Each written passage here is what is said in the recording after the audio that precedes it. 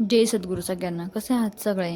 कधी कधी असं होतं ना की आपल्याला काही एखादी भाजी आवडत नाही, पण आपल्याला ती जबरदस्तीने बनवावी लागते.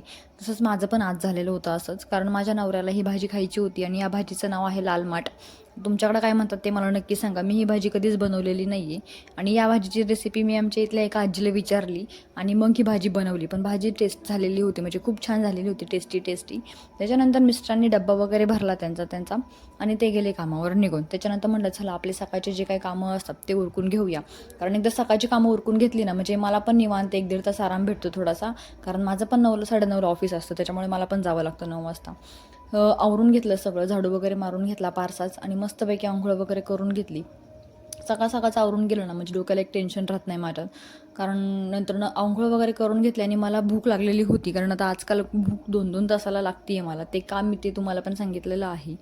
सो त्याच्यामुळे मस्तपैकी भेळ खाऊन घेतली. चला बाय.